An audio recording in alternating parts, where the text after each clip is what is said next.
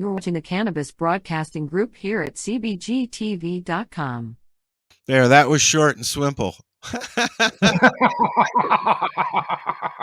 Good evening, CBG fans. There you go. Hi, welcome. You said we were going to have a short intro, but I didn't think it was going to be that short. You know what? We've been recording stuff when we've been having meetings, and then I went to get it all to put something together for an intro, and it wasn't there. We didn't hit record. One of us didn't hit record. Al and I are both used to doing this a lot. But what we're not used to is waiting for the other to do something, because he's usually doing it himself, or I'm doing it. Paul doesn't know what the fuck he's doing. Welcome to CBGtv and the Three Eye Guys. Peace. Hi, Al. That's the other Al. Oh, over there. Yeah. Weed. Al's over there. And I'm over here. Down there. Paul's down there. Yeah, and we're gonna do a little introduction episode tonight, just so everybody who is watching knows where we're coming from and what we're trying to accomplish. And so, I think that since Paul is the newbie, why don't you go first, Paul? Tell a little story about yourself. Paul has got a very, very interesting life. If you don't know who Paul Hartmann is, he's gonna tell you, and you're gonna go, cool. Oh shit. Yeah. I'm even gonna make it green, buddy. Oh, look at that. All the height. You've enlarged too. Yeah. Well, I am Canadian. Born in Brantford, Ontario. Grew up in California. And that was where I discovered my love of cannabis. And I come from a show business family. My middle brother was Phil Hartmann, the late comedian from Saturday Night Live News Radio, and did voices on The Simpsons and a zillion other things, movies, Jingle All the Way with Arnold Schwarzenegger, Greedy with Michael J. Fox. And I grew up in the music business, and with my oldest brother, who's a legend, a Heller Award-winning agent. He was first artist he signed was Sonny and Cher, and he worked for Colonel Tom Parker when he was an agent at William Morris, and even brought Elvis to my mother's house once. Picked him up at the airport. My parents lived next door to the LA airport, and I was coming home from school, and I saw a limousine out in front of the house, and all the neighborhood women were standing out on their lawns, and I was like, I didn't really think too much about it, and then got in there, and my mother was losing her shit over Elvis. And, I had no idea who he was. I was 12. I don't think I got interested in music for another year, and it was the Beatles, right?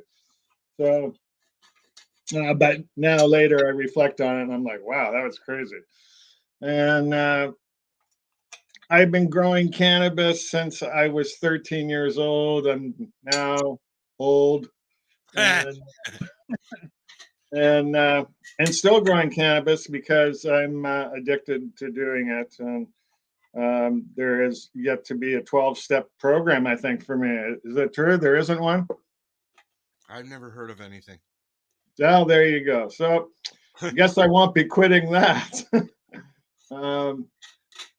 And then I met Al through a mutual friend, and several mutual friends, and we just kind of hit it off, and I've been on, I think, both you guys' shows, haven't I? You've been on mine a few times. Yep. And I've been on Kim's. Yep. Who else? I can't recall you being on one of our shows, Paul, but we can change that really quick. Yes. Yeah, we have the ability to do that. I think I was going to be on one of the psychedelic ones. Oh, okay. That's why. That's probably why I don't know. Okay, good. And my addiction to gardening and eating spread through everything. I mean, even when I worked in the music business, I always had gardens at home. I always, wherever I lived, I had a garden, Mm. and then bought a farm in 1992 in Southern California, and did that until I Something was happened. yeah, yeah, and Paul went through a similar situation like Mark Emery did. Let's just say that. yeah, okay, that's a kind way of putting it. Yes. And But anyways, it I'm wasn't back in as Canada. visual, though. I'm back in Canada, and I'm enjoying it.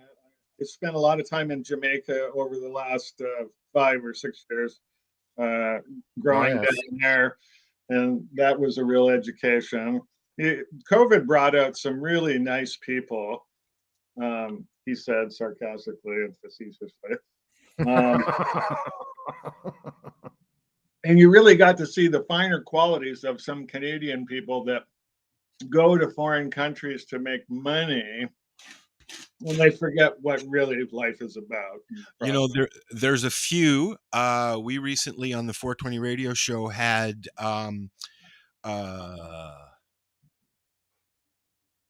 we had Paul Martin on. He's in Canada. You had the weed man on one night when I was going by. Trying to remember his name. And he was, I had heard that he was going to go to Castle Black and grow there. Yeah, he said that he was there and he left. And my response was, so did Paul. Yeah. Well, it's because he talked to a friend of mine in Negril who knew the whole story well, a Canadian, Chris Tomney. He owns a place called the Sea Star Inn on Sea Star Road in the West End, right near Rick's. Really nice guy, great food, and nice rooms at really fair price. Like if you're going to Negril, that is one of the spots. And he has got an insane selection of weed, and it's just a whole lot of fun. The guy really knows how to have a good time. And so he contacts me one day. He says, there's a guy here, the weed man, and he says he's going to Castle Black to grow there. And I just laughed. And and then I said, I'd love to talk to him. And now I'd really like to talk to him since he's been there. I'm just looking up his name because I can't. Did you want? I'm just looking it up on my stuff. Okay. It was Charles Scott from the Scott Family Farms. That's who it was. Oh. Yeah. We had Scallywag Seeds on last week. On the 12th, we have Todd McCormick, and I'm looking forward to that conversation because I'm growing some of his genetics. Oh, cool. So excellent. So anyways, so now you're back in Canada and you're sitting here with us boobs. Yeah. And I just started a job that I can't even talk about because I had to sign a non-disclosure agreement. So isn't that just crazy? Oh, your new job? Yeah. Well, that's okay. That's okay. You know, yeah, you got a job. You got a job. You're working. You got a job, and you're doing something you like. And I get that. It's for an LP, yes. Yeah.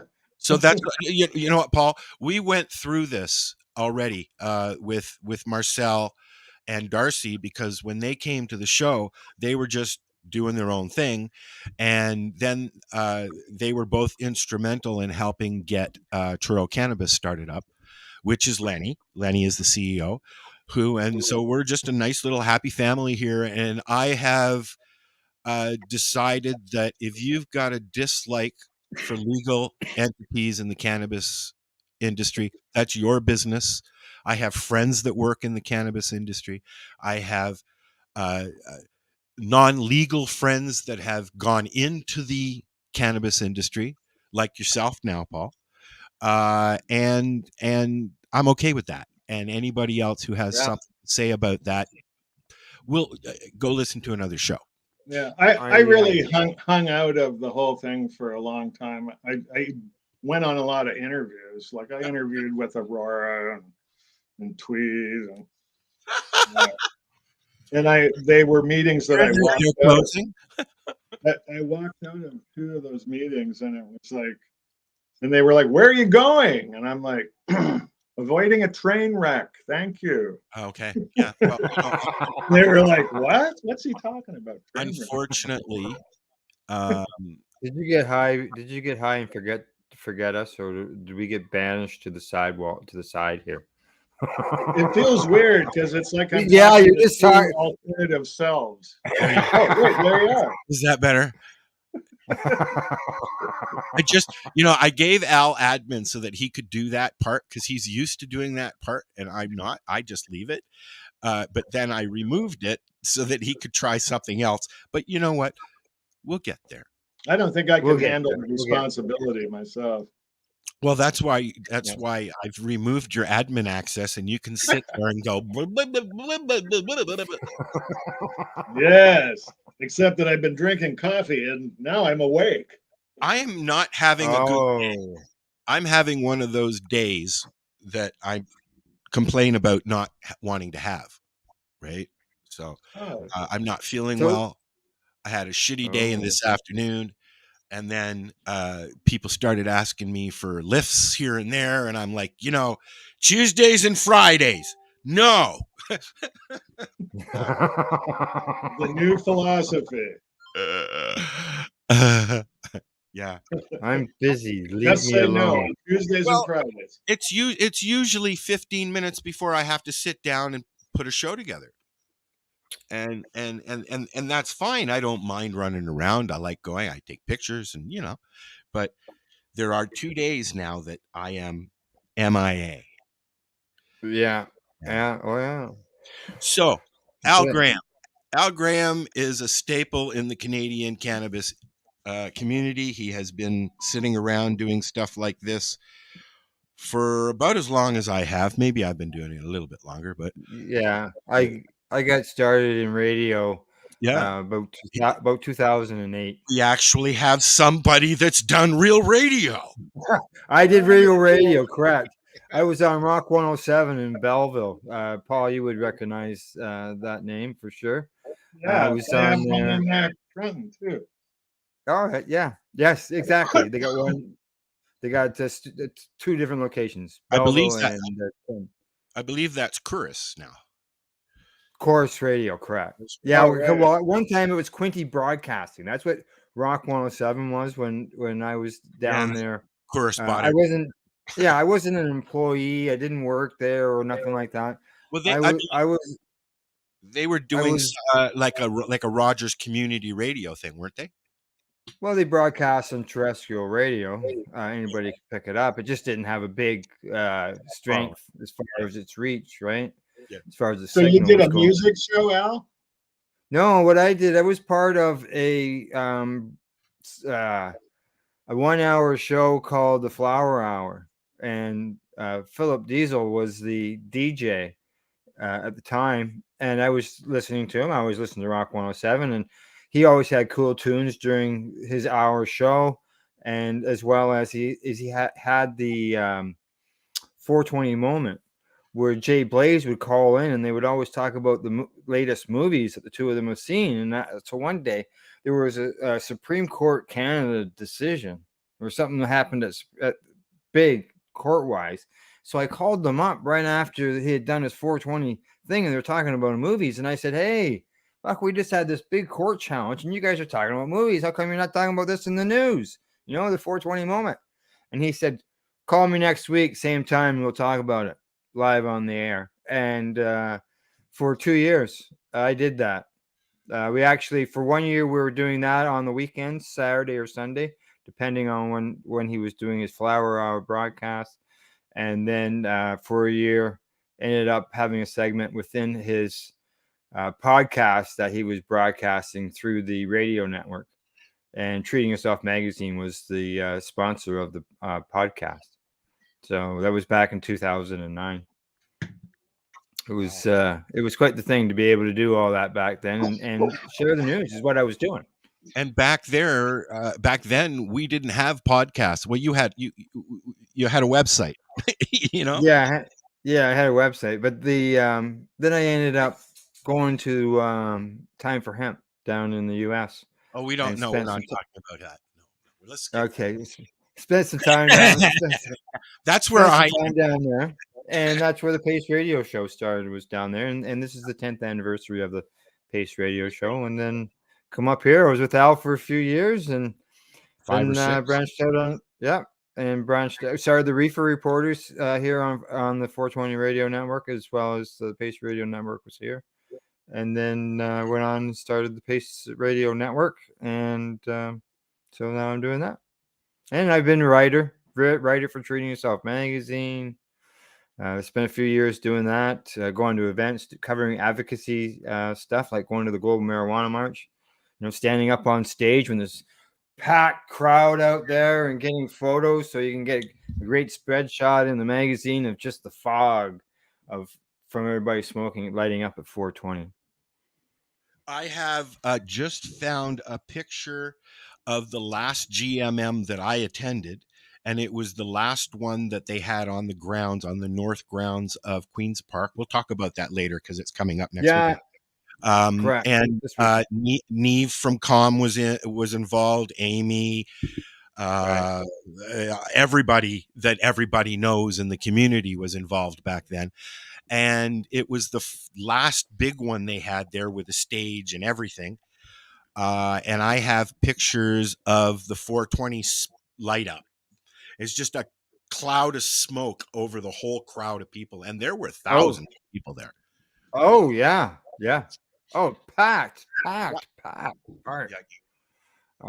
was wall-to-wall people walking down Yonge Street, like sidewalks and parking spots and the road all included. It was it was pretty awesome. And then sometimes they shimmied us down to a lane in the sidewalk.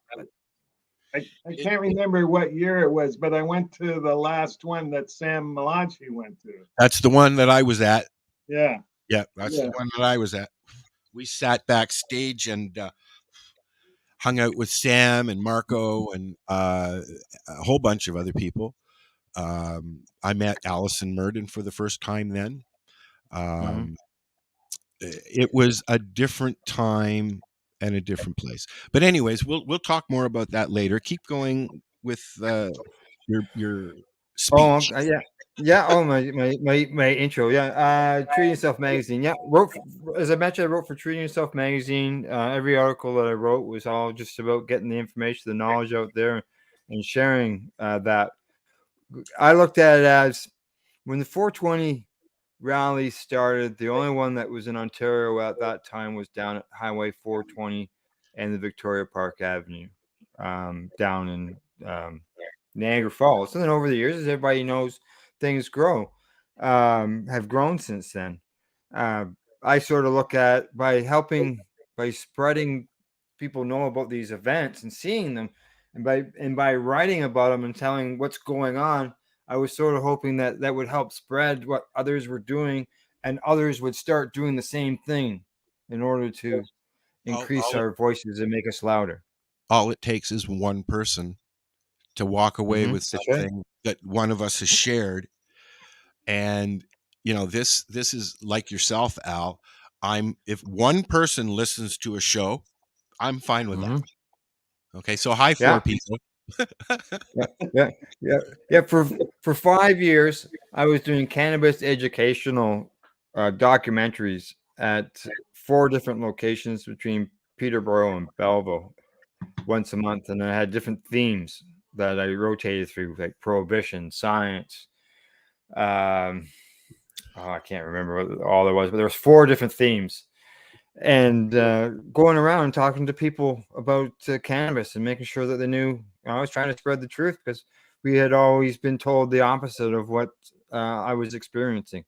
Because when I got my Crohn's disease, I went looking for information and to find out if there was any benefits for cannabis and Crohn's, and found out there was, and I knew that was an option. And am I ever glad that I never chose the route of what so many people end up doing, and that's the opiate route. Opiates or starvation.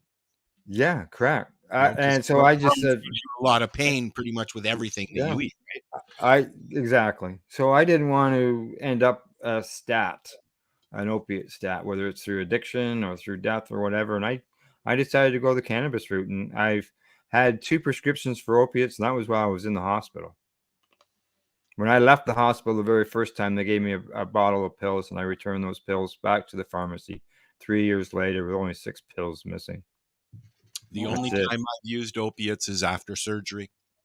Yeah. From my shoulder, and that I used up my prescription, and I can honestly say that I know how it feels and why that addiction happens, because 15 minutes after I took 2 perks, I couldn't feel fuck all. Yet I was up all night long because the hydromorphine didn't work. This is the night after surgery. Right. I was back. I was back in the hospital at 7 o'clock in the morning. I had cancer as well, melanoma cancer. I had it removed off my chest. They did. I went a couple months using an oil that I had a friend made with my own cannabis, and I used that. I saw some changes, but I didn't see any shrinkage, and I just basically said, "Okay, this is the line. I have an option of surgery or keep going with the cannabis. I'm seeing some changes, like I said, but I'm not seeing any shrinkage." So I went the surgery route, had them cut it out, and I was really glad to hear that it hadn't reached my lymph nodes yet. So I thought, well, maybe it didn't shrink, but maybe the cannabis actually prevented it from getting to my lymph nodes and spreading amongst my body. Yeah. I've had similar conversations about cannabis with my doctor, who doesn't understand how I'm still upright, because I was up over 500 pounds at one time. I've got diabetes. I've got some neuro issues, and I've got a mood disorder. So I'm kind of hard to handle when everything drops at the same time. And that does happen. Right? So, yep. Al knows what I'm talking about. He's had to deal with me. Yeah. I could also throw in there, I was a writer for Cannabis Digest newspaper. Oh, that's right. You weren't you? Yeah, I was a writer for them, and of course, trying to spread the knowledge. I always distributed the magazine and newspapers to, I bet I don't know, about you just got rid of a whole crap load. He had a whole garage dedicated to every episode, every copy of Treating Yourself magazine that you could think of. Yeah, I had. Yeah, some of the issues sold out, but I didn't have all the issues. Basically, what happened was that the magazine shut down. Stuff was in storage. It come to a point where it had to be moved. Marco was in Mexico, so I went down and brought it all home. Brought it to my garage. I had a 24-foot wide garage. It was 24 feet wide, and it was 10 feet out and probably about 4 feet high. Wow. I saw it. It's huge. Magazines, posters, glass jars, basically, all of Marco's stuff. We gave a lot of that out at the lounge too in Hamilton. Yeah. And continued, even though the magazine was gone, continued to distribute the magazines to stores, because the medical information that's in the magazine is still relevant.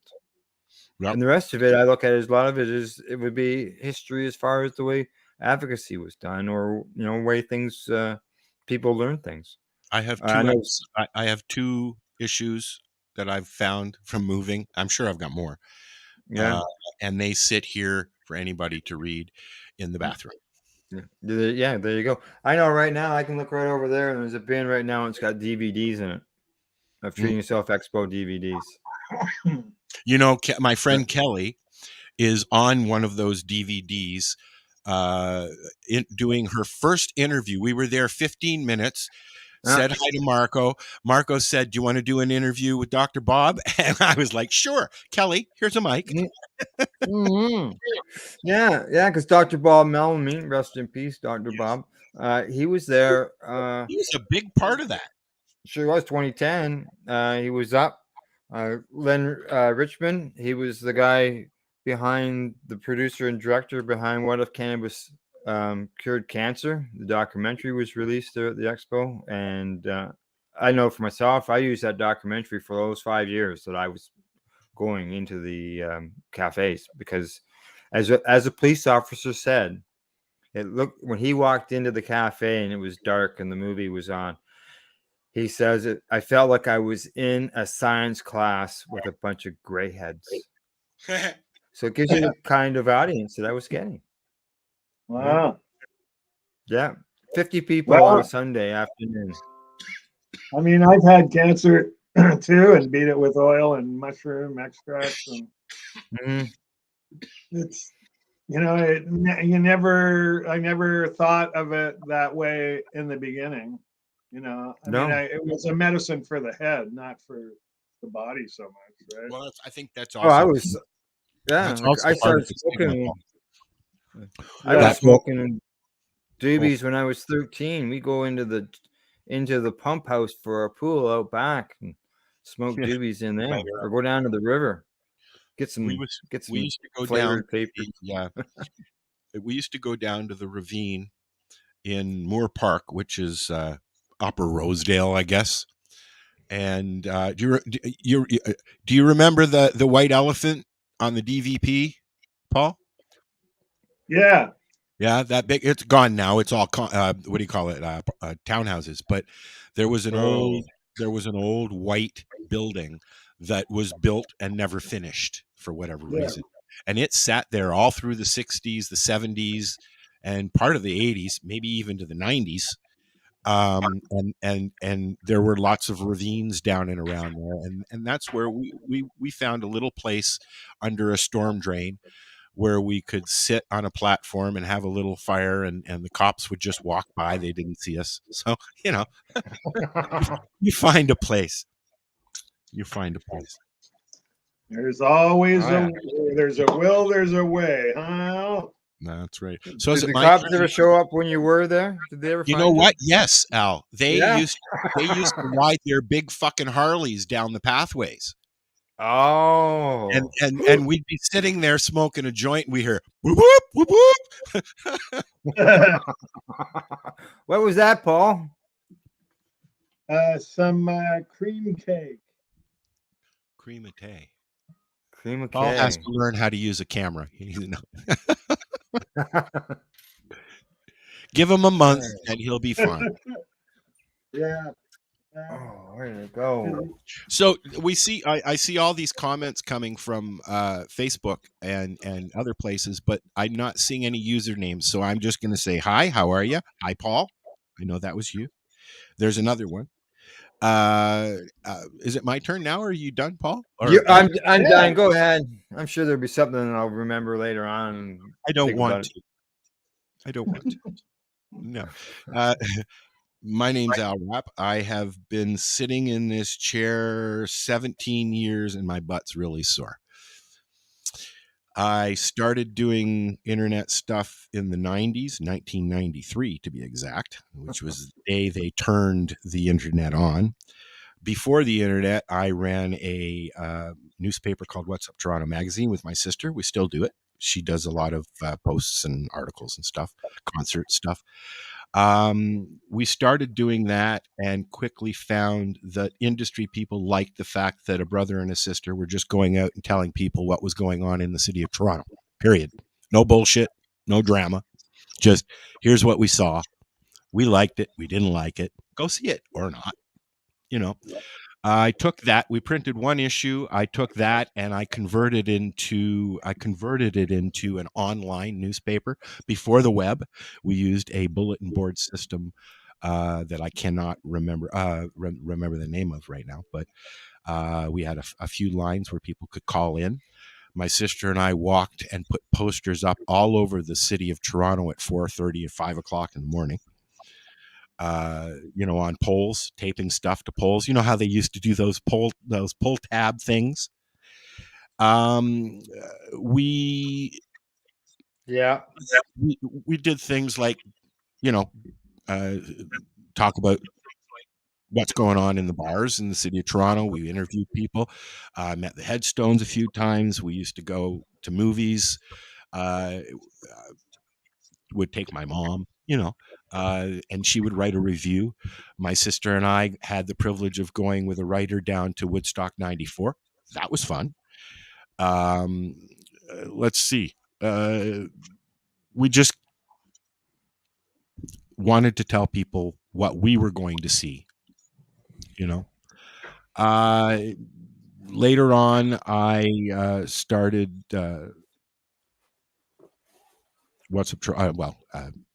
lifestyle radio. We had a lot of different alternative lifestyle shows running at the time. I've had about 4 different rounds of people with lifestyle radio and 420 radio, and that includes Al. Yeah. It's been an interesting journey. As I said, if one person takes away something that we've talked about on one of the shows that I'm involved with, great. And if not, whatever. I am the host of the 420 radio show.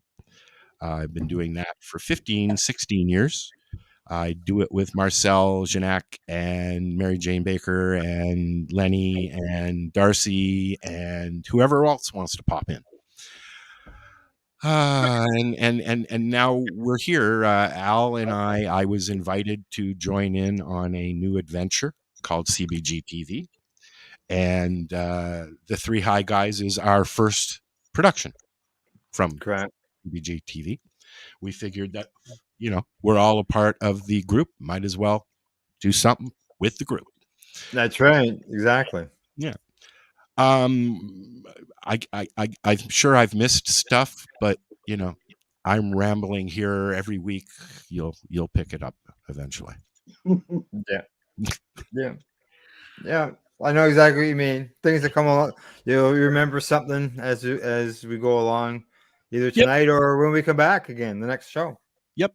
And speaking of that, we're going to be doing alternating shows between Coverage Radio Show and Three High Guys. So this week it's us, next week it's Mike, next week is us, and we're going to go back and forth.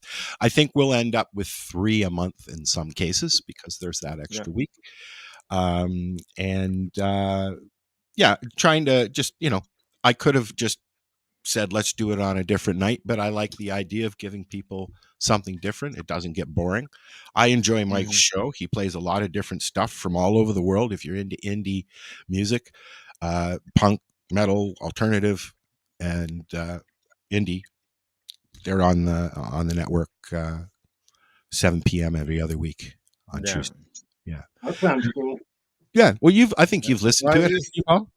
I know that through Boxcast, when I see some of the numbers that show up on Boxcast for and knowing that Boxcast, what's on there, I'm going, wow, really? Let's talk about that. Boxcast is where we send our stream to go out on Roku and Apple TV and Amazon and all that.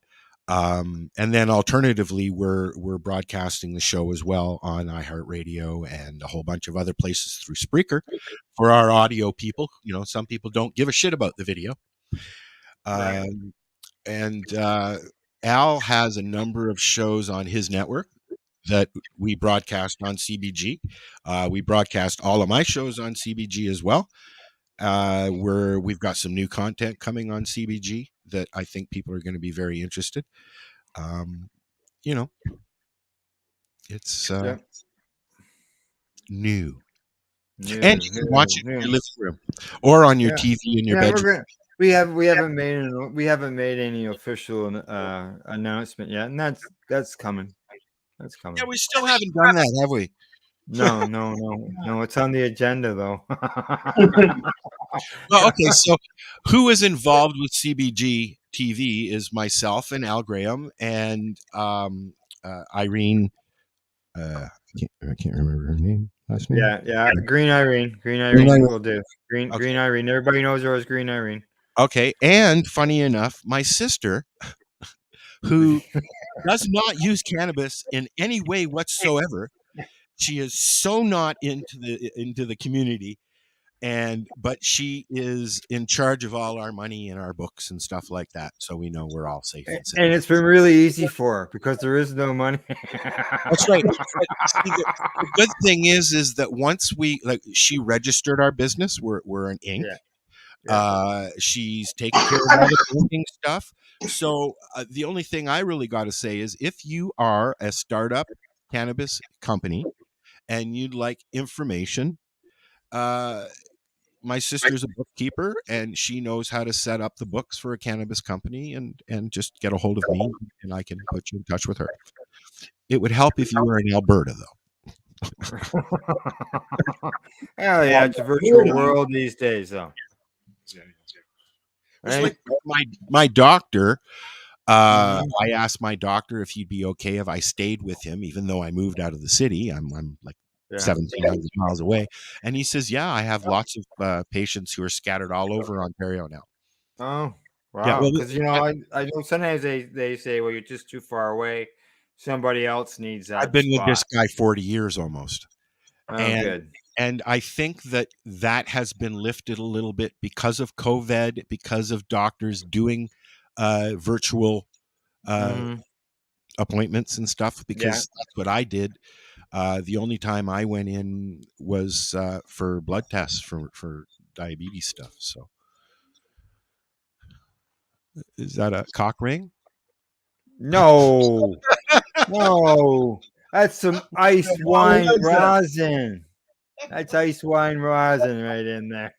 Did you squish that yourself? We squished it yesterday at the Cannabis Temple. On your squisher? On my squisher? Yeah, on your former squisher. Yes. Yeah, just so you know, I got it on video working and just squishing. Oh, you did? Oh, awesome. Yes, I did. I'm gonna I haven't tried it yet, Paul.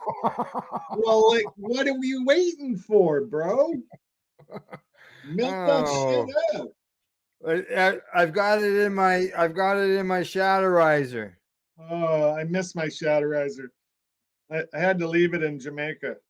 Oh, well, we know some people. Yeah, this was ice wine. What happened there was one of the guys one of the vendors came over, and we were pressing some cannabis. We've done it a few times at the event, and he walked over and told us about this strain that he had. G13 was one of the crosses of it, and he told us all this stuff: certain heat, how much he would get out, how much we should get out of it. Talked about it being bubbly, all this stuff, because he's obviously been making his own. And so we did 7 grams, 14 grams, 14 grams. Well, yeah, 14 grams. He's 14 grams. Just make sure I got it right. He said something about we get 3.5 grams out of it if we did it at 210 degrees. So we upped the temperature. Normally we don't go that high, so we upped the temperature because that's what he wanted to do. Really? I go up to 220. Do you? Well, he figured 3.5 grams, and we got 5. Nice. Wow. Yeah. Nice. Yeah. Out of 14 grams of weed? Yeah. I usually get 0.7 out of 5 grams. That's what I usually get. So then what does he do? He says, thanks for doing that, and you guys can split it between us. Nice. So what we did is there was a fellow who'd been sitting there, and we had squished some of his cannabis, and so I don't know if he was involved in that in any way, but we gave him some. So he went home with a few dabs, just for sitting at the table, right? And I don't know what you saw. I came home with some.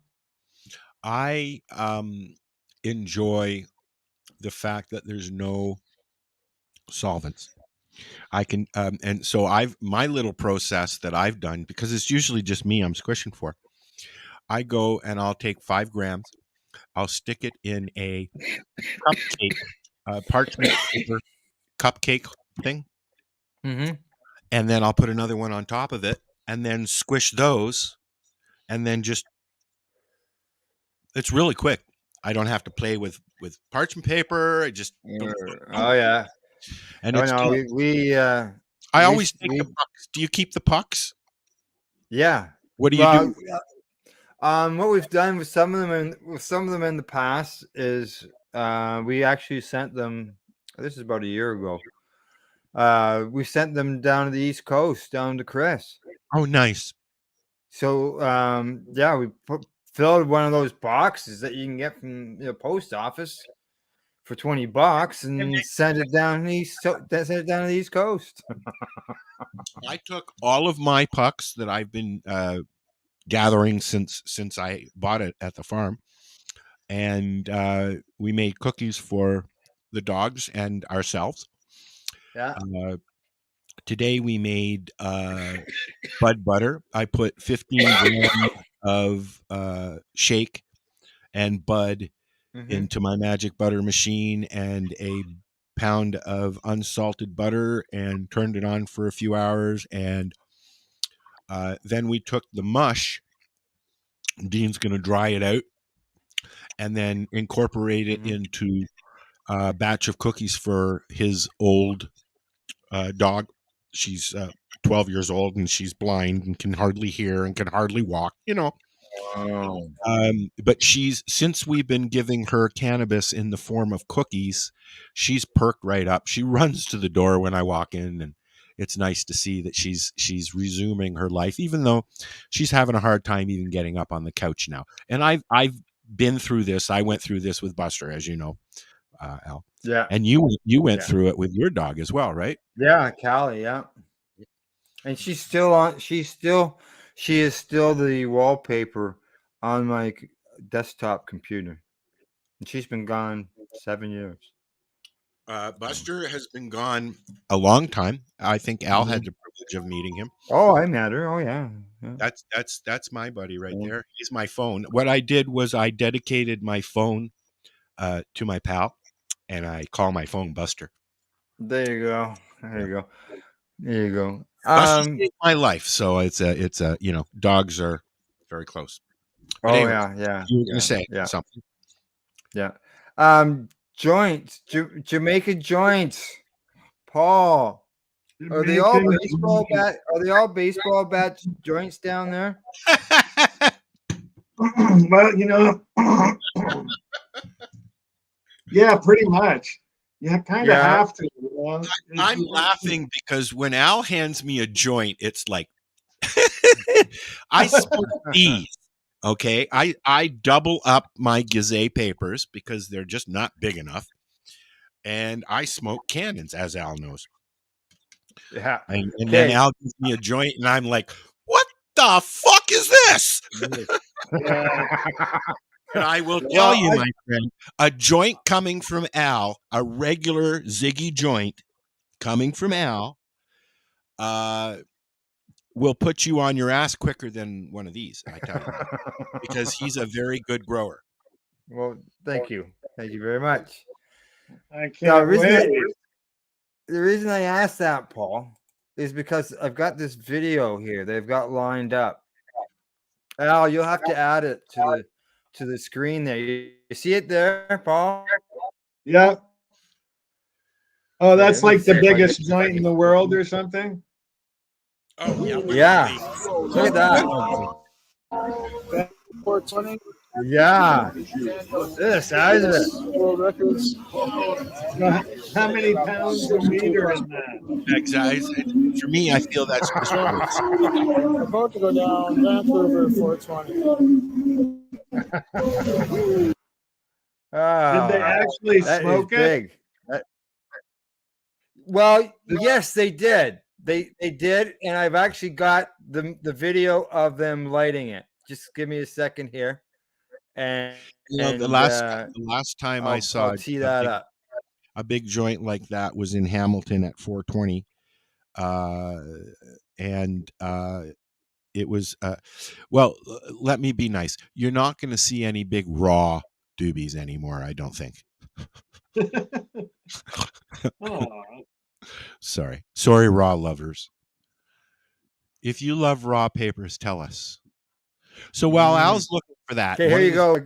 one of the things that we're going to try and do here is Okay. be very short and I've sweet. got it. I've got it here. Okay. If you feel like calling in and saying something, do it.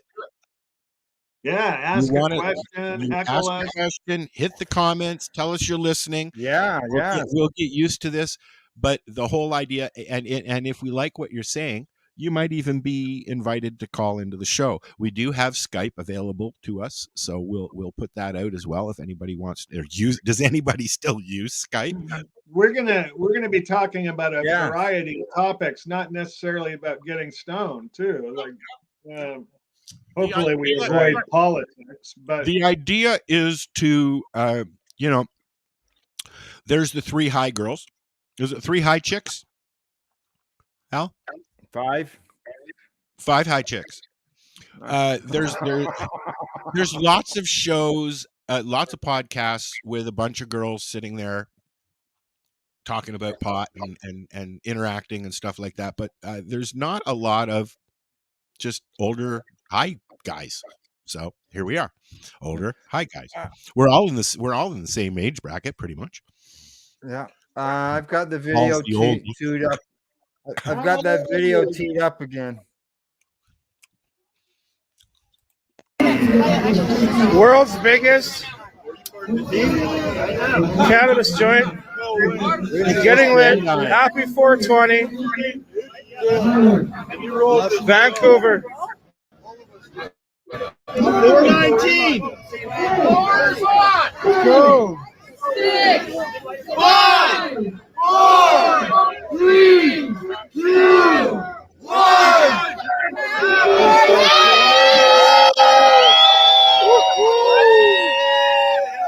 Watch his hand at the bottom. That's it. There's 3 minutes of darkness, but you can hear all the audio for some reason. I bet you can see that from outer space. I bet you.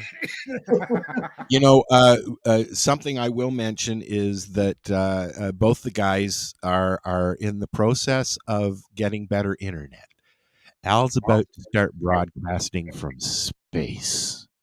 Yes, which is what I tried to do at the farm, but they were laggy-gagging. Yeah, the Starlink system just arrived yesterday, so we're in the process of trying to get it all figured out and get it all set up. And you know what another good thing is? I won't have to lean back like this to read anymore because I've got new glasses on the way too. New internet, and I'll be able to read. Geez, we'll be good. And Starlink, is that the Elon Musk thing? Yeah, and I was just going to say, I wonder how many people we're going to lose because of that. Does everybody dating on Elon these days? We're on ExploreNet out here in the country, and I have issues with the internet and trying to do podcasts and stuff. For example, we recently did try to do a pre-recorded show and on StreamYard, and it allows you to, it smoothens everything out. Well, after we did that, it was still 6 hours later, and it was still uploading and smoothing out my video. It took that long. Yeah, I know. And it was only 80% done. So, I had good bandwidth on Rogers at the farm, which is not too far from Al's. But then we had a big storm and it knocked everything out, including the hydro, for a few days. And when it all came back, the internet was never the same in that area. It really wasn't. It was a lot slower. And from that point on, I couldn't do any shows. I even had to go up to the top of the hill there and sit in my car a couple of times just to do shows. So here we could have 3 TVs going. Yep. Ben also had me doing podcasts, and a kid or a kid or two on an electronic thing, right? So, like what's happening now? It's, Yeah, I like how he yeah. puts that little digital enhancement on his voice.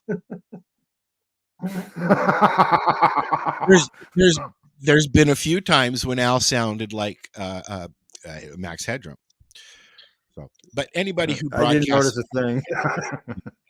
anybody who broadcasts on the internet knows that it's the internet. It's not a solid hard line. It's the internet, Mhm. right? So That's right. Yeah. yep. So we'll see what happens. Yeah. Dead air. Oh, I thought you froze. And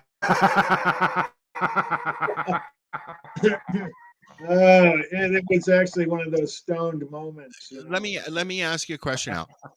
When you Okay, well, we were going to talk. what we were going I to was talk saying about? we were going to talk the Global Marijuana March. Oh yes, please. About this year's Global Marijuana March, not past year's. That's going to be year's. I was interesting to see if I can pull that off. Yeah, because it's this Saturday, as usual at Queen's Park. People gather at 12:05. The march starts at 2. That's what it's been in the past. Yep. The North Park. Now, today in the Global Marijuana Facebook group chat, it was brought to our attention that on May the 6th, this Saturday, the same day the Global Marijuana March at Queen's Park, but at South Park, South End, they are having the coronation or whatever you call it of the king being held there. So will Queen's Park become King's Park? Which means he will be there, which means the pot people may be out of luck this week. Unfortunately. There's going to be heavy police presence. Yeah, cannabis is legal here and all that, but not just trying to get there. They'll be everybody. Not like it was easy to get there to begin with. Yeah, that's what I said. Like, Christ, just on a regular weekend trying to find a spot to park. Never mind when they're doing this. Yeah. So like, I don't know if I want to spend the 2.5 hours driving down there and then find out we can't even get to the park. It might be just a day tour. Who knows? Yeah, because they could have the park closed right off. Like they've got all kinds of events going on. It's just not some presentation on the stage.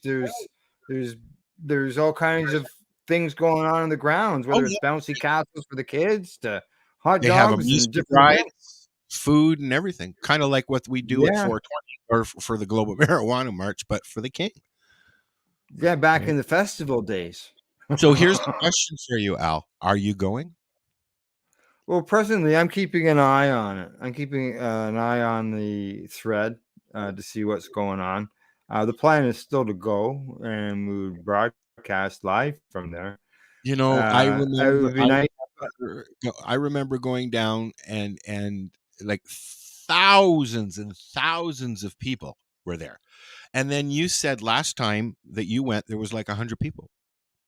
No, yeah, that was last year, and that was a quote that I took out of the chat thread that's going on, and someone said that last year's, which would be probably the return, the beginning of the after COVID, there was about 100 people there.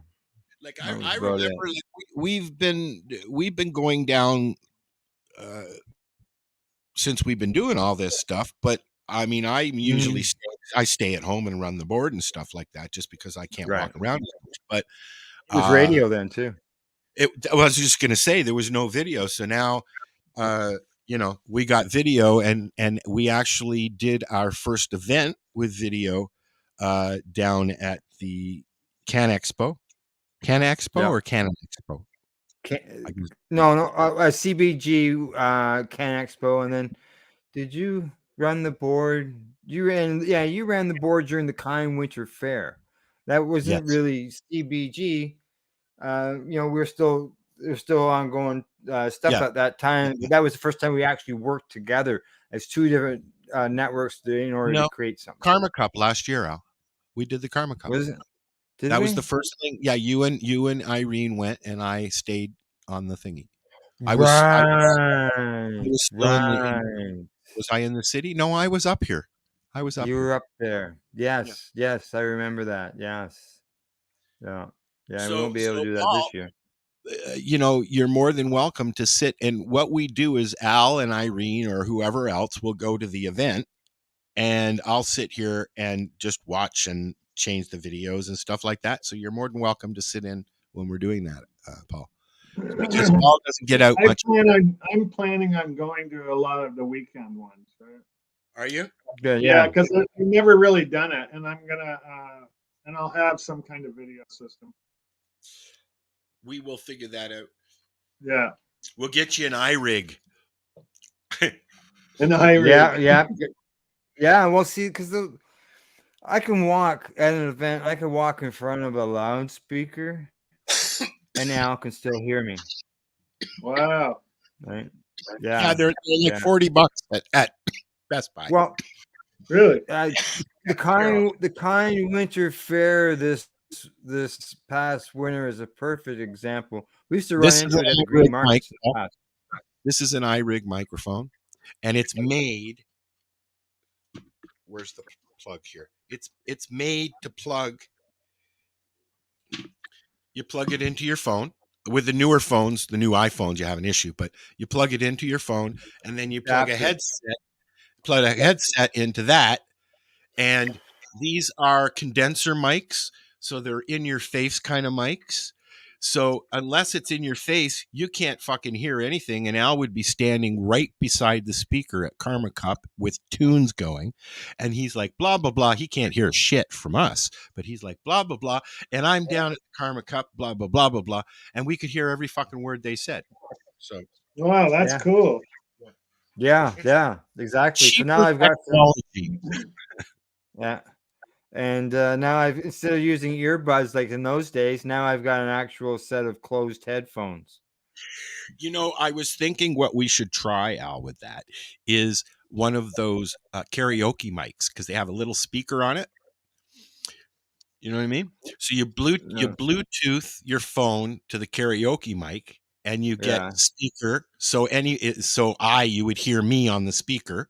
And we would hear you and your guests on the microphone.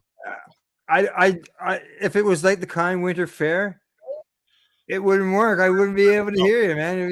It's too loud. It was just that loud. I just gave the mic to people. I yelled at them, and then just let them talk. Well, what we should do is we should hit the CNE this year. See what they got going on. Walk around the CNE grounds. Go on the rides and shit. Can you still go on rides? Oh. Yeah, no, I can't either. So maybe we'll find a young person that we can clip a camera on. I don't know. Maybe Irene's into riding some roller coasters or something for us.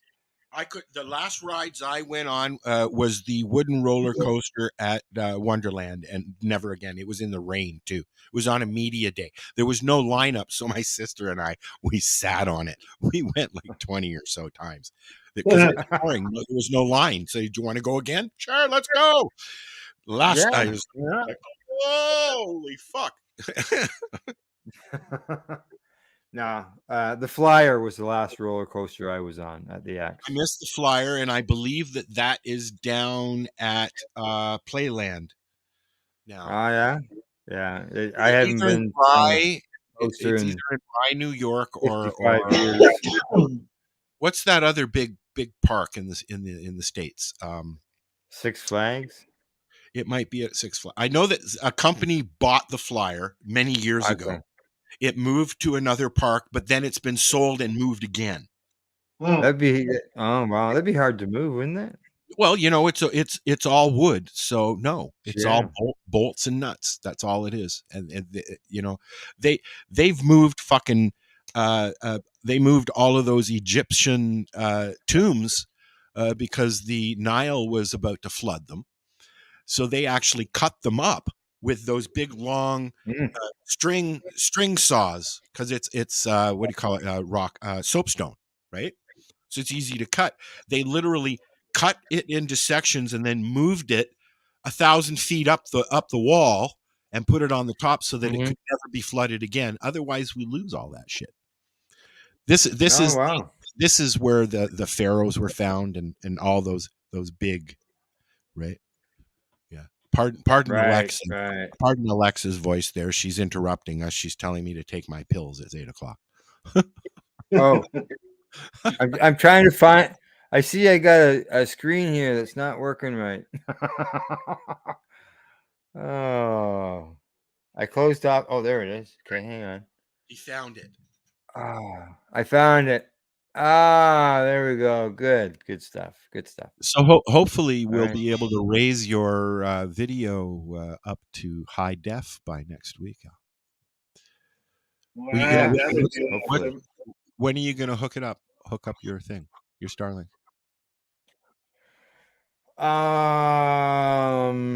We have to figure out.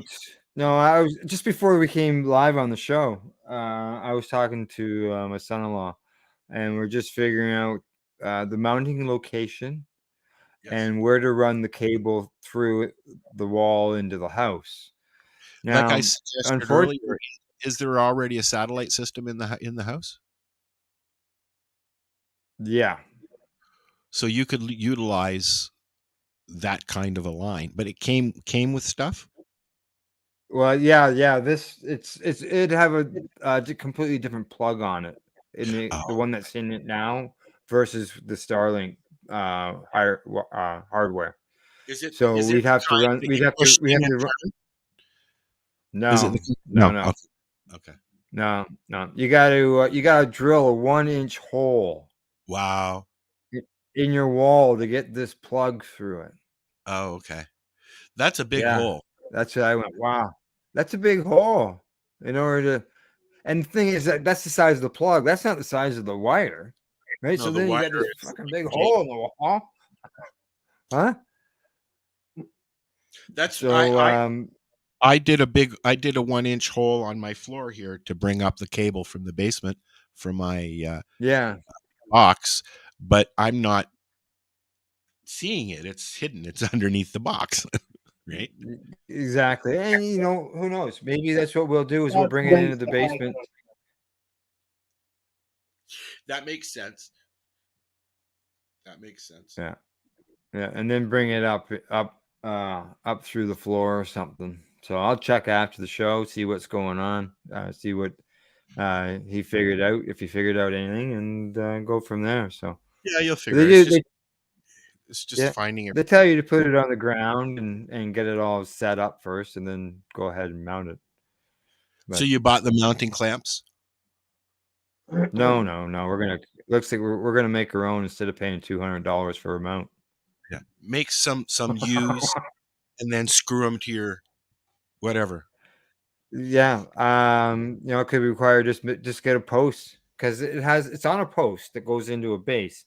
So if you can just get a pipe that you could slip it down in and secure it in there, Yep. and then just take that pipe and attach it on somewhere onto your the fascia of your house, then you'll be good to go. Other than that, you got to spend $200 on a mount. Now, I must say I was, able to get a good deal on the equipment. Save $500 on it, but So what's it hopefully it cost? works. Well, okay, originally it was $759. I saw a special for $350, so I ordered it, and you have to do a pre-order, and then once it's available, you confirm your order. Yeah, So I didn't get when that far. I confirmed my order 2 weeks ago. Yesterday they launched a promotion, and they've cut the price again to $199. Yeah. So it's $200 now. And I contacted them, and they are reimbursing me my $150. They're putting it towards my first payment of my first month's of internet fees. And Awesome. what's it cost a month? Depends on what package you get. Mine's $140 a month, and then your taxes. Right now we pay, yeah, and And what kind of right speed now are we're paying they? 110. We're paying 110 right now for exploring that. When I canceled my account because I was waiting, but I had already moved up here. When I canceled it, it was down to 3 and change from the 659 or something like that. 759 is what it's regular right now. And then you can get it for your RV. Over here we're promoting his stuff for them, but you can get an RV version. It costs you more money, but if you had an RV, you drive around, you can have internet wherever you were, as long as you had a clear sky. I think that you should get a few free months for doing a review. Yeah, sure, I agree. I think so too. Yeah. Beta test it. Yeah. What was that, Paul? Beta test it. Yeah. Well, when I signed up, Yeah, it was for the beta program. That's when I signed up. It was for the beta program. That was 2 years ago. I signed up. Oh. The hydro came on at the farm, and I signed up for it because I was, like I was saying earlier, I was having a hard time broadcasting shows from the trailer on my cell phone, like Al's having a hard time now, right? Because that's basically what he's doing. He's using ExploreNet, but that's the same shit, right? Well, yeah, I got swirly faces going on, man. Do you? If you haven't noticed. You microdosing, Al? Me? I have been, yes, every day, actually. Have you? Yep. I made a crap load of 0.15 ground up of blue meanies, and I take them whenever I fucking feel like it. I took 2 the other day, and I had a really nice day, and I got a lot done. That's pretty cool. Yeah, well, I mean, I'm not shy when I say mushrooms, various different strains of mushrooms have kicked the depression right out the fucking door, and I'm okay with that. I'm not laying in a lump on the couch all the time. You know what? I'll be honest. I have not had one nap on my couch here in Terrace Bay. No, I go to my bedroom. Real nap. Yeah. Hey, Google, set an alarm for 2 hours.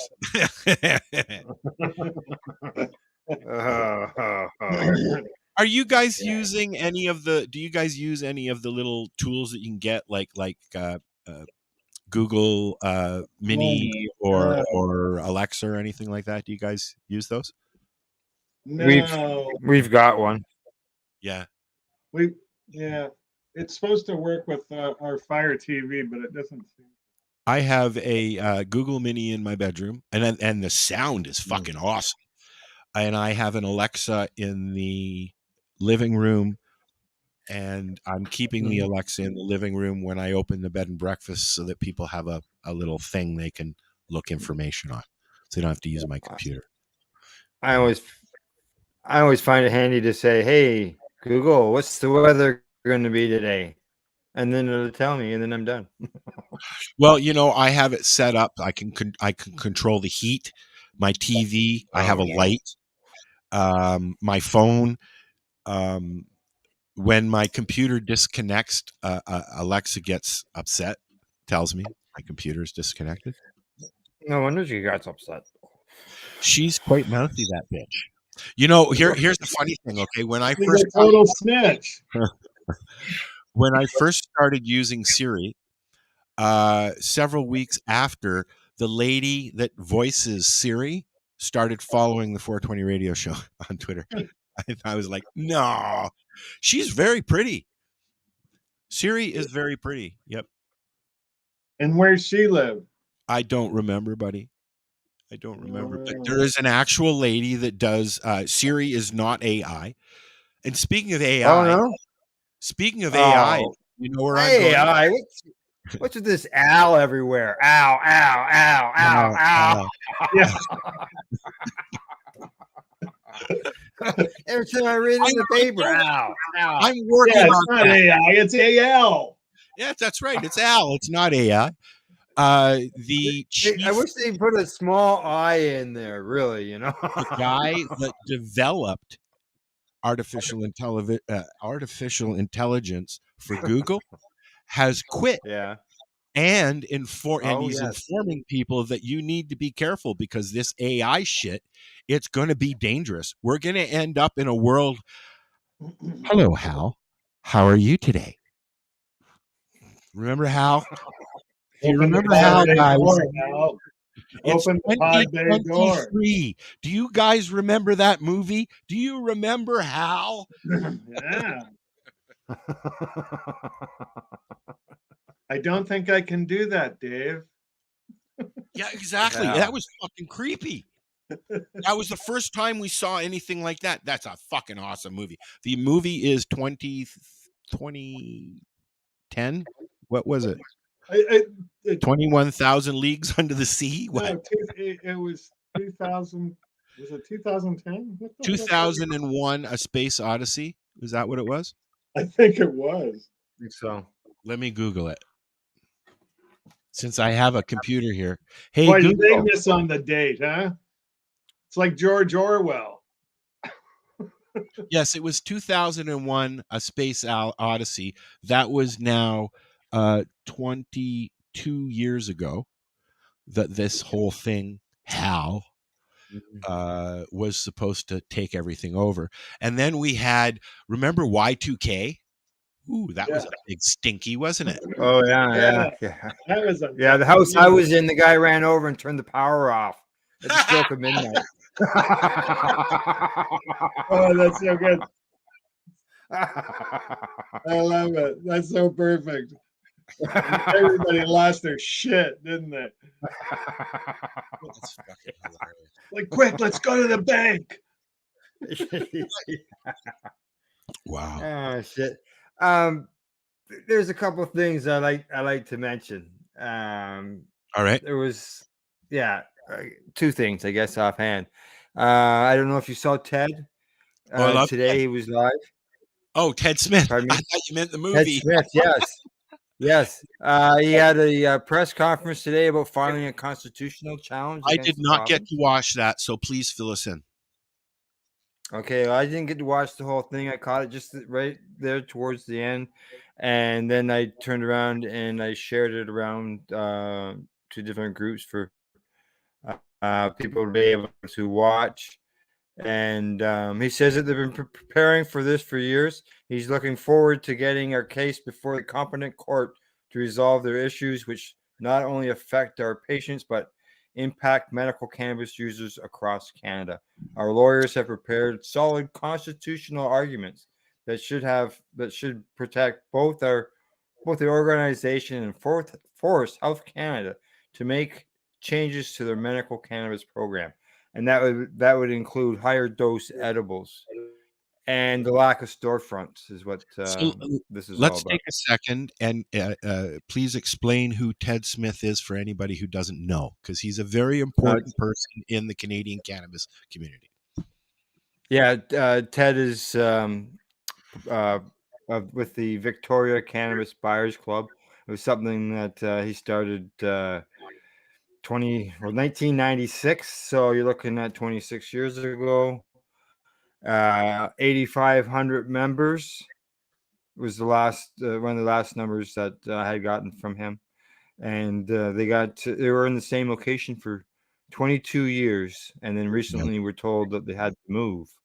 And So then they again, moved down the road, and they did it right on the street. Everybody grabbed stuff, and they moved it from one building to another. And then shortly after they moved, they got raided. yeah, they were Took their also stuff. raided. They kept going in a camper van, and they got raided in there as well, I believe. Yeah, and Ted was in the Victoria Cannabis Buyers Club, was involved in a very important cannabis case here in Canada, and that is the Smith case. That's with Owen Smith, who is no relation to Ted, by the way. Yeah, a lot of people thought it was his son or something like that for a long time. I thought so. Yeah, no relation. So Ted has been instrumental in helping make changes here in the country. Been helping patients for years, decades. Like he started out of the van, the Cannabis Digest newspaper, as well. So he's had this news conference. You have to go listen to it to get all the details. But they have started a constitutional challenge to increase those dose levels above 10 milligrams for patients and as well as storefronts. Because presently here in Canada, as you know, guys, we can't go to the stores and talk medical. Why not have a medical storefront? Well, It makes sense. Have a medical storefront or have it inside a recreational store, or at least where someone can go and talk to someone who's educated. Yeah, and that was Neil Magnuson that had the camper, not Ted. Correct. Yes. Yeah. Yes. Yeah. Who is also somebody that is a proud Canadian and an oil man and a helper, and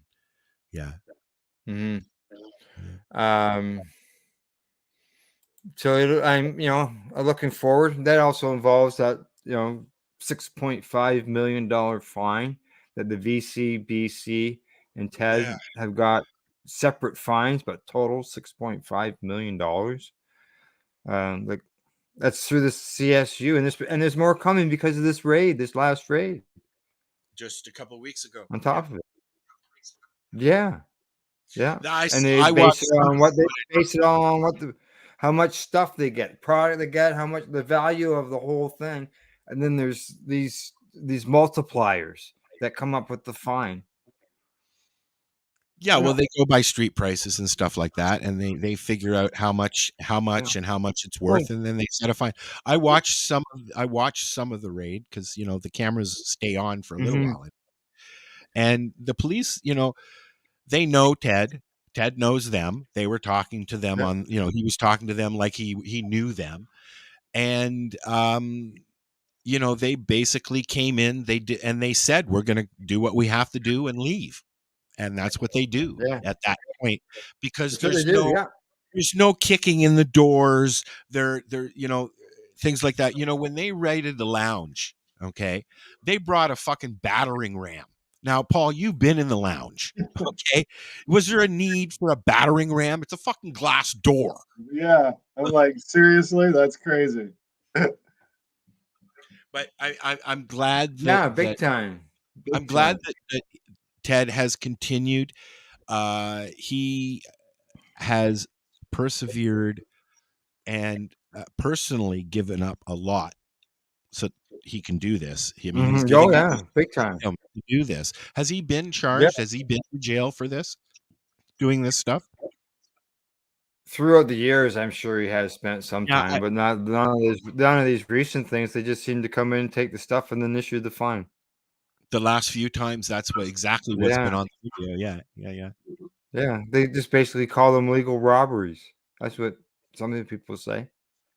Yeah. I remember when they raided Chris Enns in Nova Scotia. He actually put in to get his product back and got it. Yeah. Some of it, anyways. Some of it, anyways. Yeah. I'm sure not all of it.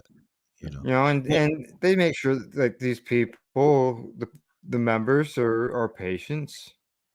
They're not a rec store by any means. And they're also trying to get lounges. There is a gray area that if you are a medical patient, you can do things a little bit differently than a recreational person can do. Correct? Right, yeah. Well, there's that section of where I can't remember the number, 265 or something about helping save someone's life. That's all you're trying to do. Yeah. Well, I mean, there's some code in there with you're allowed to gift a medical patient. In legal world, yeah. Yeah, a medical patient can gift to another patient. Another patient who is getting that gift is allowed to remunerate said person for their product. The cost of their products. Yeah. So I mean, not sell. No, remuneration. It's not sell. This is one of the reasons why a lot of the events that are happening now in your neck of the woods, Hamilton and Toronto, they're called bud swaps. There's two things going on right now. Bud swaps, or three things actually. Bud swaps, events where the people who are doing it have been doing it so long, it's like, fuck you, come and get us. And now Yeah.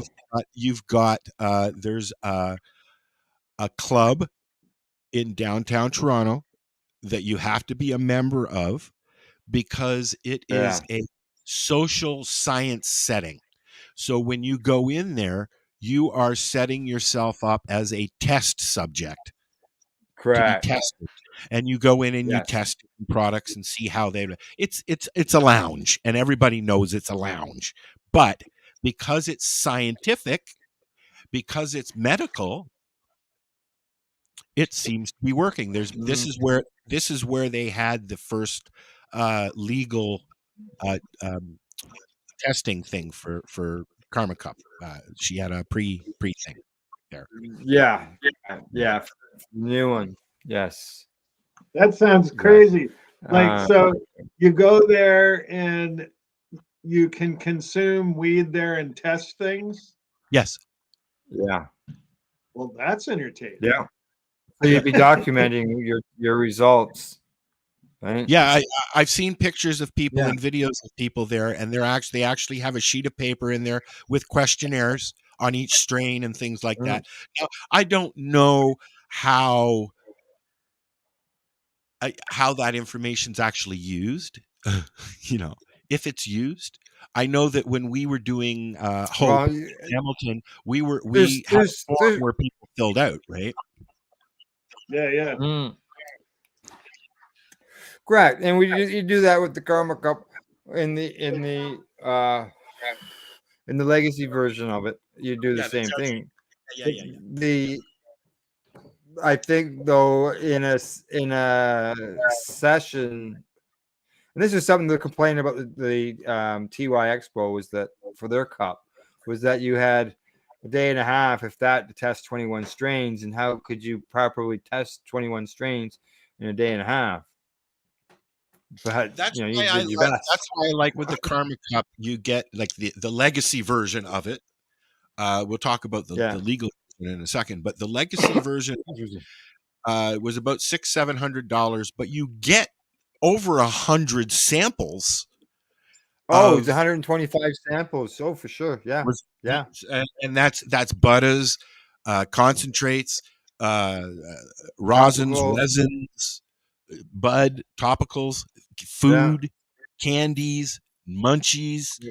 It's everything. And it was, and there was even Paul. There was even the one year there was this edible that you could swear to God that it was a frosty nug. It looked so real. It was unreal. It was good. You could eat. And what was really it? Impressive.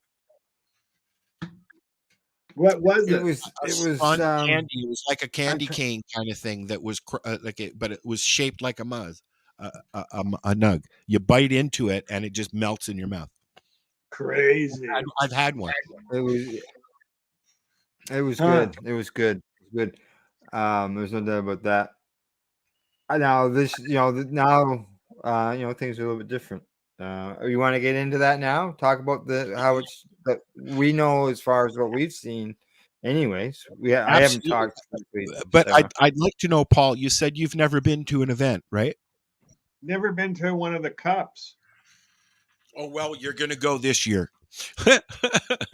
Cool. Yeah. I've seen a thread that mentioned that it was as if there's something that might happen later in the year. He doesn't want to upset Sarah. No, I'm just trying. I don't know who exactly said it, right? But it was on a thread. Somebody asked about is the cup the same as it was in the past? And we don't know. They got upset when somebody from the Karma Cup responded back about they had fought for legalization, and legalization is here, and they've basically joined the legal world, and this is the way that the new cup is running. So what is happening is, and they're saying like, who says the festival's gone?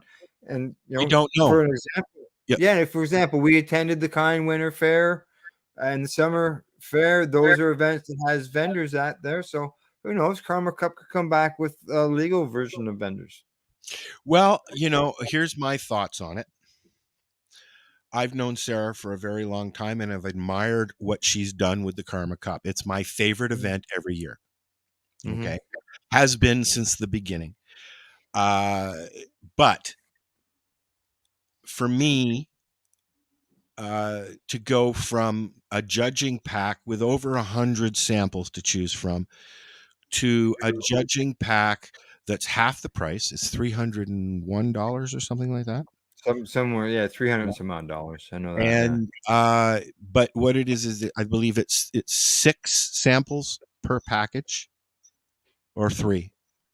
I was thinking it was 4. There was 4 different packages, 7 samples in each package. You can get all of them, which equaled 28 grams. So so you get an ounce, and typically at the store I get lower priced ounces, but that's an average price. I'm just looking up on the You can go buy pre-rolls. I know I've paid $20 for 3 pre-rolls. Oh, I paid $36 for one. So what's that? I'm gonna pull up the Karma Cup website while we're chatting. Okay. It's a Remo Farm supercharged joint. So you know who Remo is. Yeah, so what's it infused with? Pardon me? Is it infused? Yeah, it's infused. It's 2 grams of cannabis with kiff as well as diamonds, THCA diamonds in it. How's the taste? Yeah, a friend of mine and I, 420 Deb, we smoked one and we put the timer on it. 45 minutes it took us to smoke the joint. Wow. I'm going to have to find that. So I've pulled up Karma Cup website, and can you guys see it? Yes. So we're just going to read what it says here. There's Naomi. What does legacy to legal mean to retailers? Yeah. Can you see that well enough to read that, Al? Yeah. Legacy brands like ours have established themselves years before cannabis legalization in 2018. We have spent a decade crafting our reputation and earning respect from consumers. Our loyal fans of legacy consumers value quality and innovation. Some of these fans have hesitated to explore the legal market. Our proven track record has earned us their trust and admiration. In 2023, we look to attract many of these fans to the legal market for the first time. And legacy consumers expecting legacy brands like ours to maintain high quality standards. We take on the important challenge of welcoming them into the legal market. We are asking authorized retailers to welcome us into your stores to share in this challenge. That's what it says. What are your feelings about this? Al? We've talked about it, so I know. It allows the event to continue. Yes. I'm curious that's as far not as to what say it wouldn't. It's not. That's not. We're not saying it's not continuing in its current. Like it has. Yeah, exactly. I can like you got to remember the Karma Cup. It started out as a judging, and then the festival came in afterwards.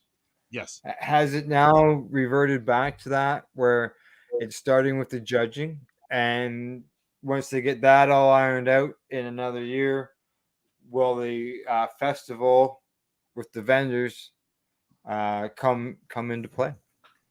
I would like to see a Karma Cup that involves legacy, reservation, and the legal market all together. Maybe down the road that'll happen. But until it does, for me personally, this is not the Karma Cup that I know. Oh, the Karma Cup is the one we know. Yeah, in September, where I go and walk around for 3 days and come home and sleep for a month. That's the karma. Okay. Yeah. Anyways, let's see what it says here about the judging kits. I hope this goes off. I really do. I'm looking forward to see what happens. So let's go down here and then we'll figure out where to get it. So here's what's going to happen. Yeah, they say, unlike past years, the 10th annual judging kits are being sold by category. Soon we'll have 4 judging kits available through the OCS and licensed retailers across Ontario. Each judging kit contains 7 1-gram samples. The 4 categories for up to grabs are indica, hybrid, sativa, and pre-rolls. Sorry, Al, where was I supposed to go? Oh, Keep going. You're going good. No, keep going down. Discover the ultimate cannabis experience with the Karma Cup judging kits. Good thing I do the news shows. I know how to get ready to evaluate your cannabis adventures. Let's see. Each Karma kit is packed with excitement. Dive into the carefully curated selections of the finest cannabis products from those categories. Explore 7 blind samples that guaranteed unbiased evaluation. Gain access to executive judges' portholes using a unique proof of purchase code. There's a guidelines to evaluate each sample on the visual aroma, flavor, appearance, burn effects, and more. And that was, the same as she handed out the books in the past, and then we would input them into the website. It's a lot of work. Download the Karma Cup. Oh yeah, a lot of work. I don't think I was running back and forth with my kit at the lounge, and I don't think that, and people were helping me judge, and I don't think that I even got through everything. To be honest, you had to have a party to get it through it all. It was just so much, Paul. Like, holy fuck! I had 8 people at my place, and I gave them stuff to take home to test. Exactly. And so, what's each one of those packages cost? The old ones were about $800, my understanding. Oh, you went too high. Hang on. I was trying to see something here. I'm sorry, I'm a little too high. I'm sorry. Yeah, learn how the 7 grams kit was stolen. We held 2 sample sesh events where industry professionals and cannabis connoisseurs selected the top 28 products out of nearly 100 entrants. Okay, so that was the sesh that they had at that place that I was talking about. Yes, that's what I would say too. Okay. Yeah. Okay, and so what was the weight of that sesh with the professionals? Like, did that carry a certain percentage of the decision, or? I don't know. I don't know. I think there might have been a link back there. I'll go back. Keep scrolling back a bit. The sample sash. Right there, the sample sash. There we go. They say the Karma Cup. Blah, blah, blah, blah. Yeah, okay. It talks about the Karma Cup. They said they smoked a lot of weed at this year's 28 finalists. Okay, it's it just basically talks about the same information I've already gone through. Scroll back, scroll out. Yeah. Why is it important? What is blind testing? Yeah, blind testing is competitors like the Karma Cup ensures fair and unbiased judging. Tasting and judging a product blind means the judges do not know the producer, brand, or cultivar. It has nothing to do with blindfolds. So you can see what you're token on, right? What if you like blindfolds? Yeah, if you like blindfolds, who knows? Yeah, go ahead. Okay, scroll again. It says it's 2023 judging kits. Oh, I've got to go down here. Yeah. There we go. Let's see. Talks about basically the same thing. 7 1 grams.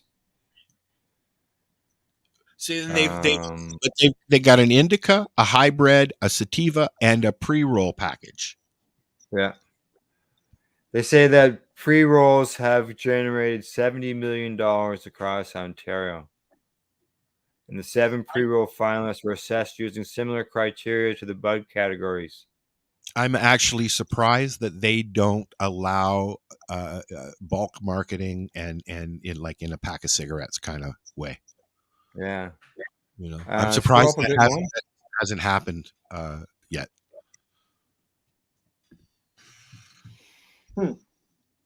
I've seen stuff like that in BC, but I haven't seen it here. Well, you see, this is another thing that we should mention is that this is in Ontario. This isn't Canada wide. The Legacy event in September, people come from all over Canada to go to that, right? So, did Al leave? He left us. Al, you left us. I'm coming. I'm almost back. Here I am. Gail's in the shower, and the cat's ripping the rubber seal off the door. So let's jump to the conclusion so that we can go on. We'll chat about something else. Yeah. The conclusion. Yeah. Thank you. I'm just skimming through it. People read like that. Yeah, the selection of the finalists that will be listed on the OCS through Karma Cup sample sesh was significant achievement for us and our partners. The sample sesh judging panel was able to taste and experience some of the best cannabis products in Canada, none of which happened without a lot of work. We're proud of the effort we put together or forward to make this happen. And I'm very excited for the public to see what we've put together. I hope from the bottom of my heart that this is the new chapter of Karma Cup. Yeah, I think it is. I'd say so. I'm just not there yet. That's all. Well, as they say, they're working to bring people into the legal world, and it sounds like maybe that's what you're one of those ones that should, they'll be working to bring in. Well, I mean, I use the legal market.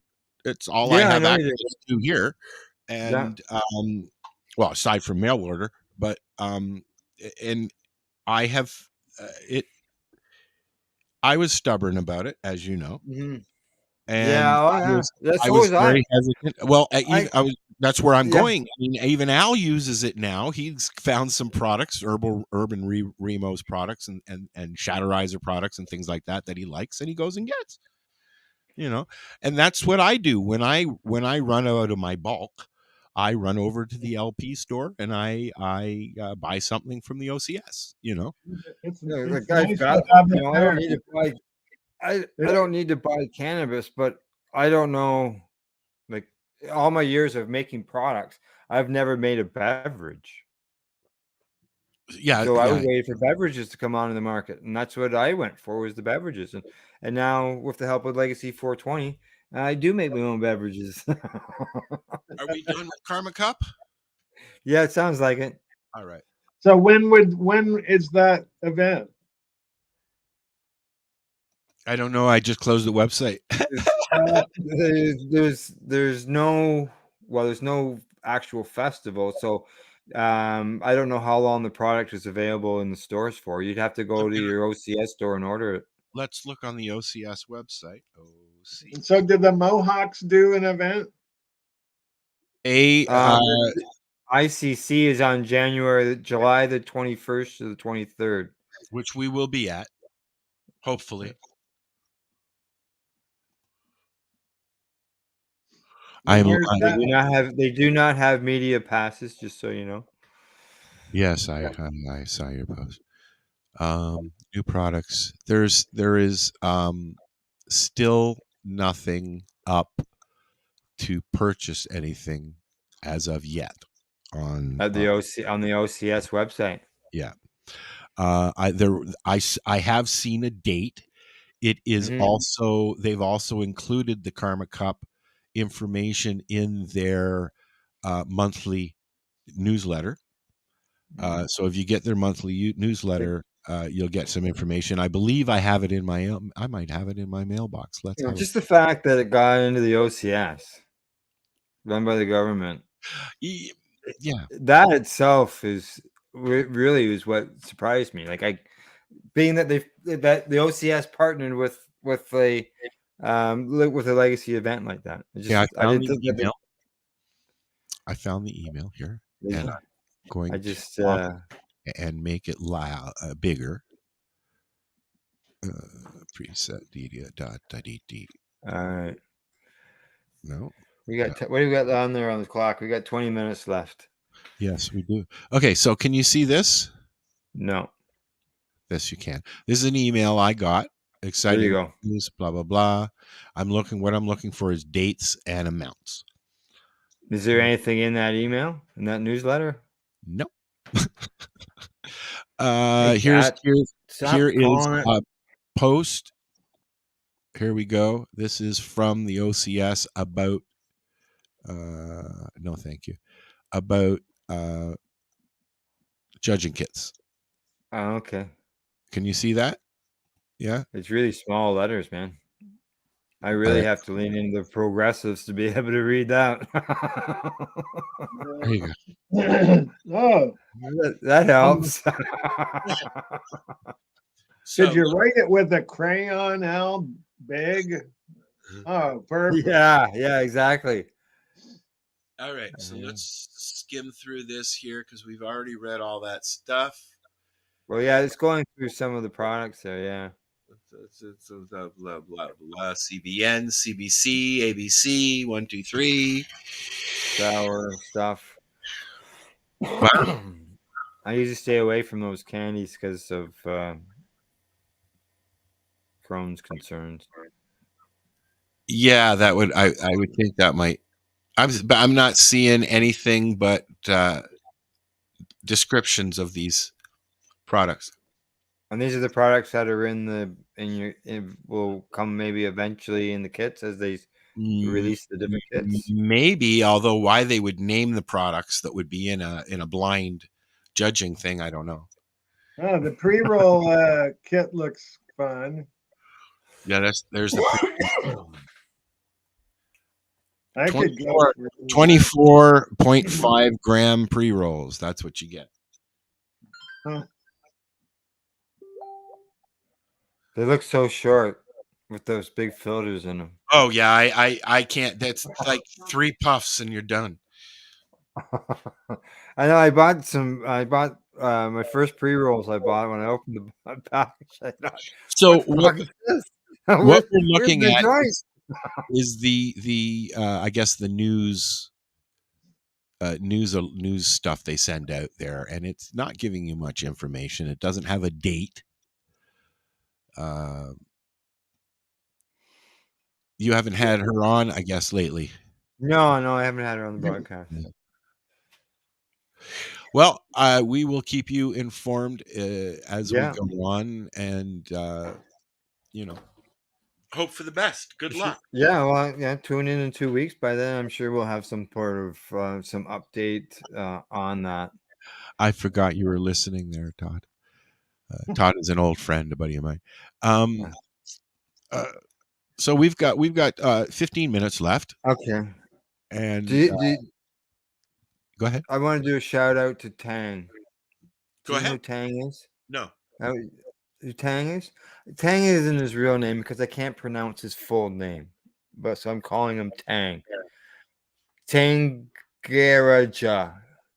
It was his name, and you notice I use past tense. Tang was 46. I know who you're the country he lives in is cannabis is illegal. You get hung. Yes, sir. For 500 grams. Yep. You get hung. We can store 500 grams in our homes legally. Yep. Tang actually, there's no limit anymore. I don't think, is there? Storage limit. There's no limit. That guy they just hung. That's hung him.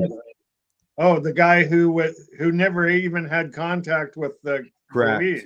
Yeah, correct. He never touched it. He never touched the cannabis. They said that his phone number was used in the transaction. He facilitated it. Yeah. So they hung him. Yep. Last week. When I was a kid in California, it was this would have been 1961. The law said it was illegal to have been in a place where marijuana had been smoked. It was a felony. Oh, And they could illegal to be in your home. They could arrest you for suspicion of having been in that place. I've been watching Lone Star Law, and it's a show about forest rangers, basically state police in Texas, who look after the parks and waterways and all that. And every show, I guess this would be 2018 shows or something like that. It's not legal there yet. It's just happening now. So it's funny for me to sit there and watch. I've been binge watching this show. Every show talks about, cannabis is illegal here. You can't smoke it. You're going to get a fine, blah, blah, blah. How old are you? How old are you? It just makes me laugh that you watch old cops shows and they're going full out doing cannabis raids in the forest, Yeah. And now in 2020, they're trying to scare people. They're trying to educate people. But of course, they start with, I don't want to be the one that preaches to you, young feller, but you need to find a better way with your life. Cannabis is not it. And they don't even call it cannabis. They call it marijuana. Huh. Marijuana. I had to walk to the bank the other day, and I'm walking along and I'm smoking a joint on the walk, and all of a sudden I hear, hey, you. And I turn around and here's this cop running up on me. So I take a big hit and I blow it out. And he goes, oh, you're not the guy we're looking for. Oh, okay. And I'm like, oh, that's so weird, like he didn't even give a shit, Well, I mean, and it wasn't against the law. Here's the thing that I like about some cops. During the GMM, if it goes off this weekend, you'll see what I'm talking about.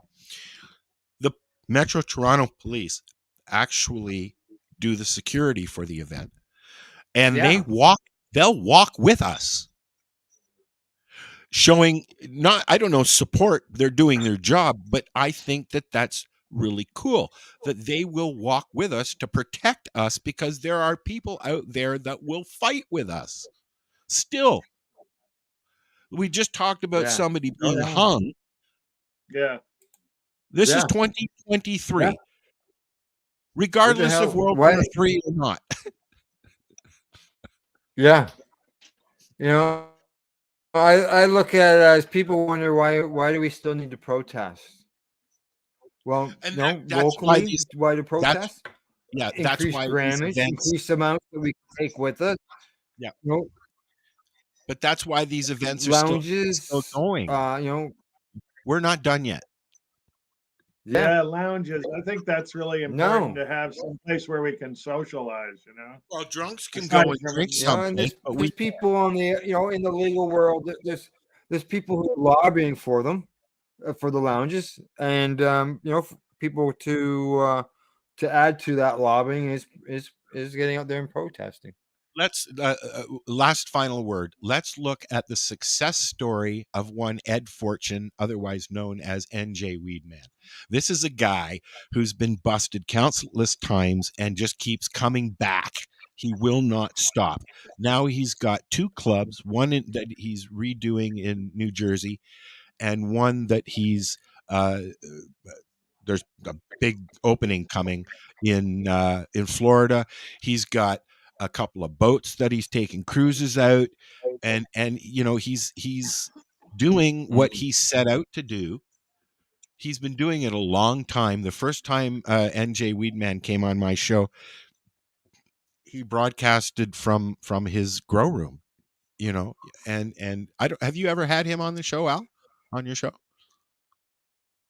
No. He used to be one of our stand-in guests. You know who I'm talking about, yeah, Paul? Yeah, yes. Yeah. He used to be one of our stand-in guests. We had a lot. Jeffrey Peterson, the 420 comic being another one. And so we spent a lot of time talking with Ed, and they just kept coming. He had the weed mobile where it was all painted up and shit. And drive around, and they would pull him over all the time. And he makes a stink, right? He doesn't just sit there and go away, right? You gotta love that. Yeah, He'd make a stink. Is that a stink because of the cannabis smell, or are you talking about stink because he was? That was an unintentional. What do you call that word? Fun? No. When you say something that's in the conversation but it's not intentional, fuck. Yeah. I was gonna say that. It's Did a you fuck see up.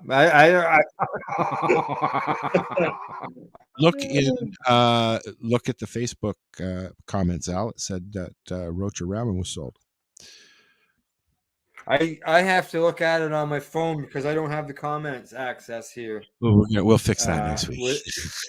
Tonight. Actually, anyways, you do. Lenny found it. Lenny found it the other day. If you click on the three we'll dots, get that fixed for the next podcast. Yeah.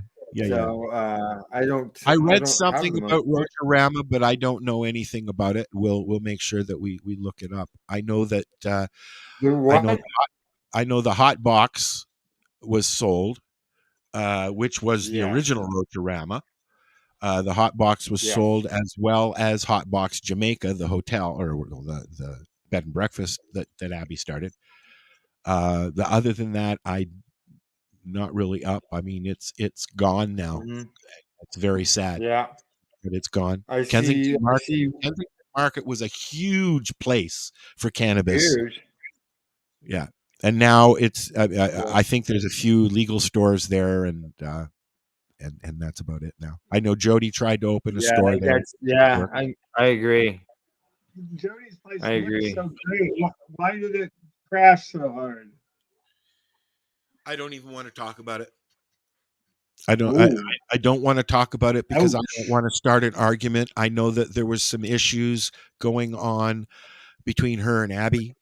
I'm sure that Mark had something to do with it. I don't know. I really don't know. It was a really nice looking place that I thought could maybe find her own niche. We had the digital gremlin there. Yeah. It was Al Graham on steroids, except it was Al Rapp with the digital gremlin. Maybe. You guys are both. Oh, I see I can see my lips moving. Oh, the digital gremlin. We're working on getting their internet better too. So hopefully next week, and hopefully this experiment is. Oh, there goes Paul. This experiment hopefully there goes Paul. Well, this was better than some of those meetings we had where he had some really bad internet. Yep. And he wouldn't even last. He had to move. He had to move his he had to move on his table too. Now there's two of them. Oh, look at that. Now there's two of them. Now you can see what you look like. There's two of me. Whoops. Okay. So, Al, we've got a few minutes left. Please tell people what is going on CBGtv this week. This week, what is today? Today is Tuesday. So tomorrow morning, lifted mornings. It starts at 8:00, and then at noon there'll be cannabis and creative visualization. This week will be a rebroadcast of a past show while Green Irene deals with family issues, passing of her brother. Yeah. And then following that is Wednesday night is the Pace Radio Show. Thursday morning we'll have psychedelics and cannabis educational news. As well as Friday, you got the 420 radio show, and then Saturday all day Saturday is back to back broadcasts of everything that ran through the CBGtv network, and there's 3 minutes between each show because of required server things. Just think of it as a commercial break. Go for a pee, go grab something to eat, finish on your joint, whatever. And the next broadcast will fire right back up, and you get that at CBGtv.com as well as our Facebook group on Saturdays. Yeah, and you can also find us on the Boxcast app on Roku. We're working on getting our own Roku channel set up, but there's been a fuck up. So you can find us on Boxcast for sure. If you have a Roku TV. We're also on Boxcast's channel at Apple TV and I believe Amazon. Fire TV. Firecast, yep. As well as you can watch it on your Chromecast on your TV as well. Yeah, we are the only cannabis channel on Boxcast. But we started talking about that, and I'll just bring it up real quick. The reason we found it interesting that we're on Boxcast is a primarily Christian broadcasting network, and we are their only cannabis channel. Yes, and there's literally thousands. There's thousands of worshiper channels. Yes. So if that's your thing, praise the Lord. We're the Church of Cannabis over here. Right?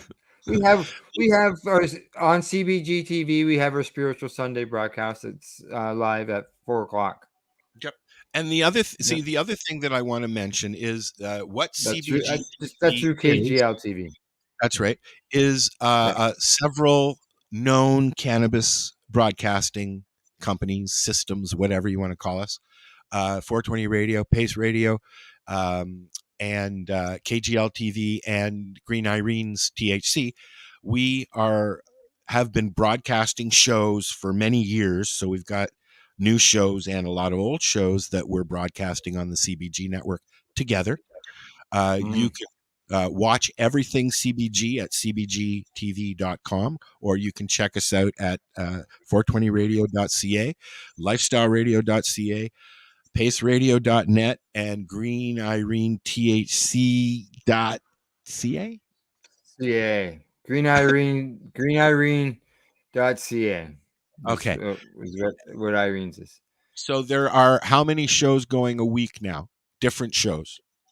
It can be anywhere from 13 to 16 broadcasts a week, depends on what's going on with weekend stuff. We leave Saturdays with those rotations shows as a a review of things because when we cover live events, we don't want to have any full-time shows on the Saturdays, because we go to these events, and if there's a full-time show, then we get asked, just switching around, where it's just easy for us to cancel our this week broadcasts, and we'll go to events and cover them.